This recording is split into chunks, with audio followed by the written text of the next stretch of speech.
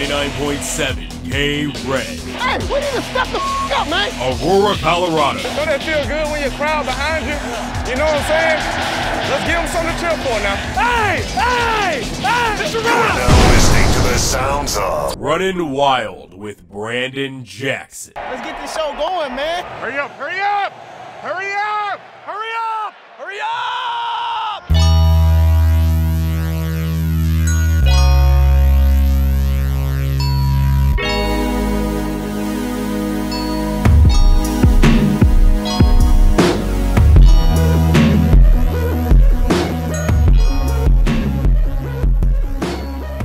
What an abysmal, terrible, vile, disgusting, disappointing, sloppy.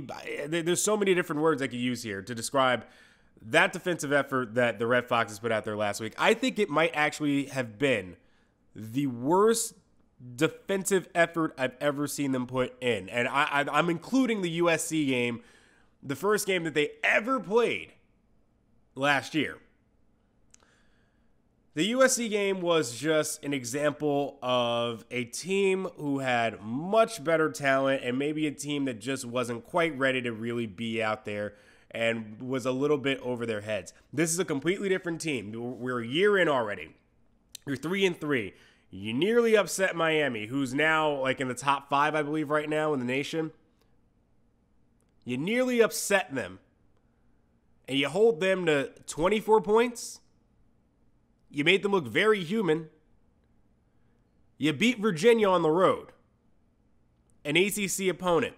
Big win. Go into conference play at 3-1.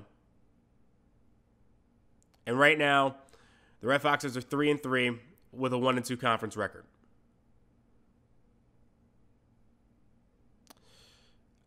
They gave up 272 yards to one man. One man. Altogether, they gave up around 350 rushing yards. It's embarrassing. That was a terrible effort. And, I mean, the offense doesn't completely get off the hook. They started off terribly. You had Chandler Gaines with 2 interceptions, 2 turnovers, immediately to start off the game, putting the Red Foxes in an immediate hole. And they had to recover from that quickly. Thankfully, Vernon Winslet was able to help turn some things around. The defense did actually give us a score late in the game. We did bring that score within 7. So we were within a touchdown towards the end of that game. So, I mean, for the most part, on the offensive side, they did what they needed to do after the turnovers and everything happened. But the defense was so bad that it made it impossible for them to come back. 350 yards on the ground is what they gave up. 350 plus or something like that. And it's not like the Aurora Red Foxes, that defense, they don't practice against one of the best rushing attacks in the nation. They run a spread option, a read option offense. They average 212 yards on the ground every game. That's top 20. They're number 16 in the nation. I have the stats right here. 212.3 yards per game. That's best for 16th. Despite an abysmal passing offense right now that averages 155 and is 101. There's no excuse for this defense to be this bad in that performance against the whole thing that we've been praising this whole year is that the defense seems like they've been getting better. The different packages, the mixes, the different the way that they have been able to play and actually create turnovers and get tackles and how they're rotating guys in. They're giving more linebackers different chances. Rangi Unatoa has been amazing this year on the defensive line.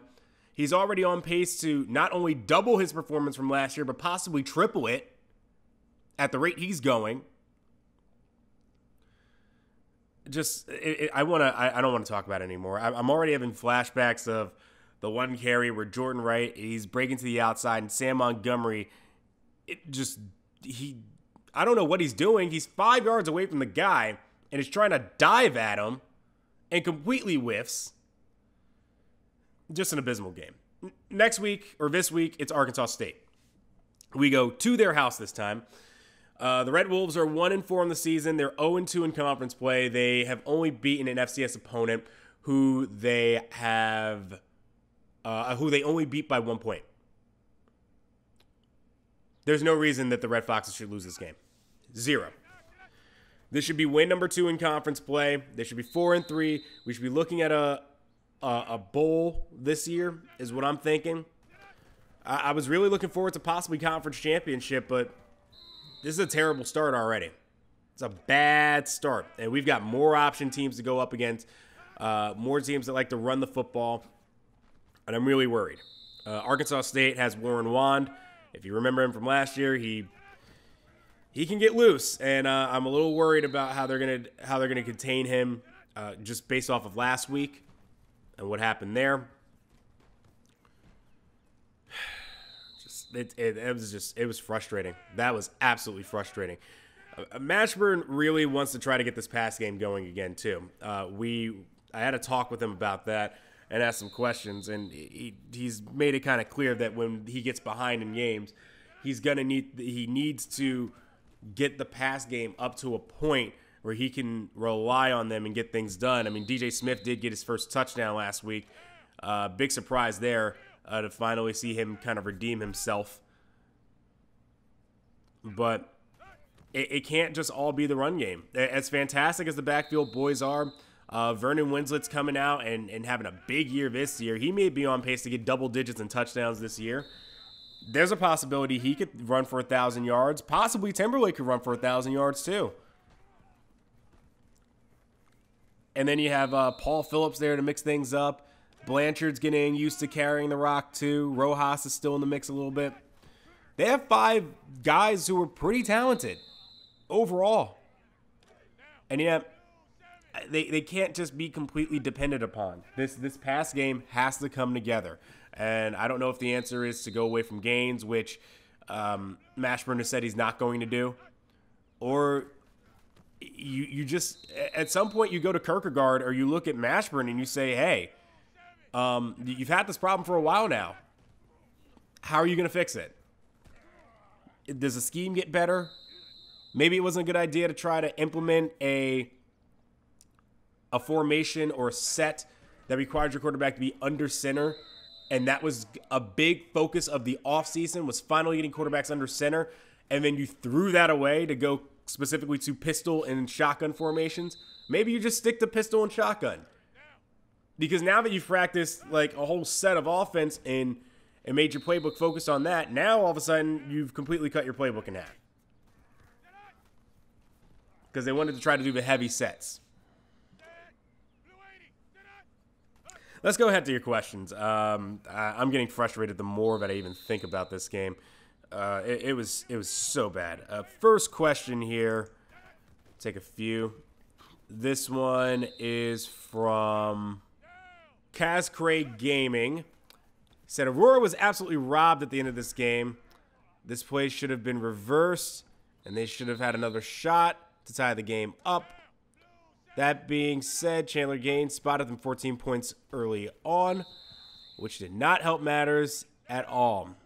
He's got to do a better job. I can't imagine Mashburn will put up with more of the inconsistency from him. How long do you think it will be before Mashburn goes in another direction at quarterback run wild from the DMV? Again, I don't think that change is coming anytime soon. If it does, I imagine he goes to D'Souza to go to more of a rush offense. But again, he says this pass game has got to get it together. So I have to imagine next man up is Mike Hayes. Unless he's got some packages for Leventhal ready to go. I think this is going to stay in Chandler's hands. And you're right. I think that I got completely lost in everything that happened, that I completely forgot about the overturned play, or the play that should have been overturned and didn't. But again, I mean, I think that's such a minor note to bring up in everything else that happened and everything else that that transpired defensively. I mean, sure, yeah, you can say it's robbery, but, what about the rest of the game? We should have never gotten to a point where we gave up 14 early on, or that the defense should have put us in a position in which we had to constantly keep up with such a high-powered attack. Next question here. This one is from Dylan B. With the way the defense missed tackles, how does Mashburn respond with the defense? How does he change it? And also with DJ Smith, with the way DJ Smith played, do you think he will get a promotion and have more playing time? Keep up the great work. Hashtag Run Wild. Run Wild. I imagine that DJ Smith is probably going to get a few more chances in the slot.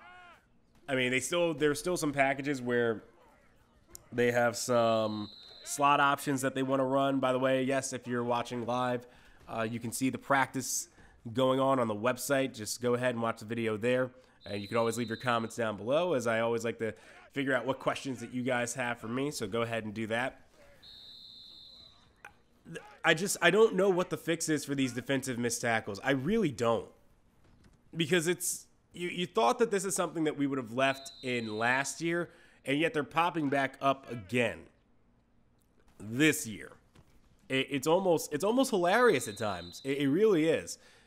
And I think that these guys just need to either be sat down and you do a long discipline exercise over a week to really key in on guys on staying at home, wrapping with two hands, trying to bring down, stop momentum, whatever it has to be. That's what they have to do.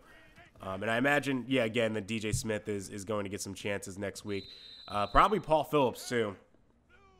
Because they have talked about getting him in the more packages and just giving him opportunities to use his speed to stretch the field and create opportunities for other people, which I think is a smart and effective way to use Paul Phillips and DJ Smith for that matter. I mean, that's what they're both there for. They're the speed guys right now. All right, that's it for the questions for this week. When we come back, we'll talk a little bit about high school football. It's been a while. We got to talk a little bit about the recruiting trail and who everyone's going after, and some great performances, especially from one particular running back from Boulder. Be right back. It's 99.7 KRED, Aurora. Brandon Jackson, be right back. 99.7 KRED, Aurora, Colorado. This is Brandon Jackson, Run Wild. We're going to go ahead and talk a little bit about recruiting and high schools around Colorado. And again, Johan Mondrasso showing up big time for Littleton, as Littleton goes ahead and gets a win over St. Joe's. They snuck one out 28-21. Littleton at home. Mondrasso 30 for 52 through the air, 388 yards, 3 touchdowns. But actually bigger than him in this one is a recruit that we actually have a shot at. A very good, small, speedy receiver, great footwork in Cam Frazier. 13 receptions, 204 yards, and a touchdown on the day to go ahead and help Littleton High go ahead and get the victory over St. Joe's. Nothing in this game whatsoever from Tyrone Bain Robinson, who I was expecting a big game from. He went quiet all throughout this one. And recruiting-wise, it seems like the battle is getting a little bit more interesting there. We're still in the race, but we have to stay in this one as close as possible so that he doesn't get away from us. But the best performance this week, to me, came out of Boulder High as they went on to go ahead and face Greeley. Karuga Koinange, what a game from him. 23 carries, 200 yards, 3 touchdowns on the ground, and then to add on top of that, 6 receptions, 87 yards, and a TD. An incredible game by him to go ahead and carry his team to a big win, and their first win on the season, 38-35. What a performance. I couldn't believe it. He's doing a great job. He's showing his ability as a pass catcher and also his ability as a runner. He's not necessarily the strongest guy, but he's got great agility, great footwork, and I think that he could be a good fit.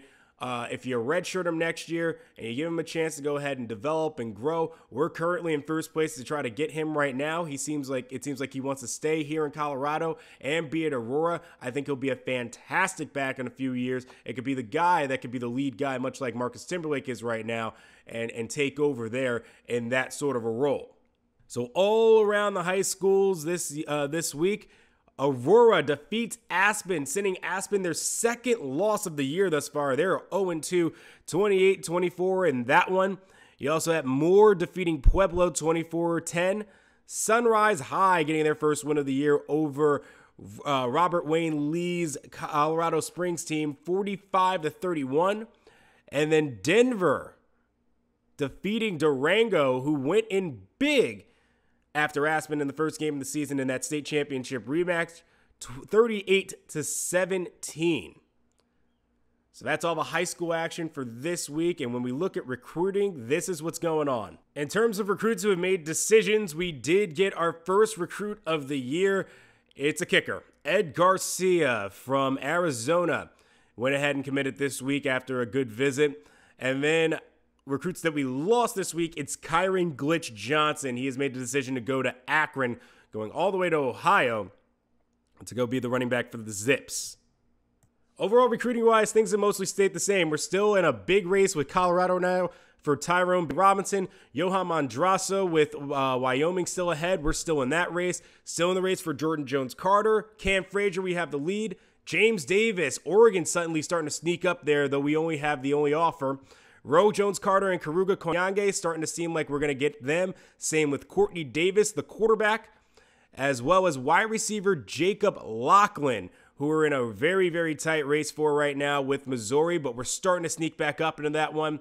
Nate Anthony, we're still in the race for. Aiden Aldridge, Chad Morris, Landon and Nazira, Monticello Jefferson, and here's a surprise, Vinny Whittle, who originally was pulling away with Colorado State, suddenly had his scholarship pulled from the school, and we're the only school offering for them. We're starting to get back into that race, so there's a very good chance we could get Vinny on this team and could help out this wide receiving core, which desperately needs some help, as well as guard Ethan Iredell, who's still there. We've been locked out by fullback Cooper Wayan, so we've given up on that race, as well as William Weicker, who has locked us out. And we've also given up on the race for Hakeem Payton at running back.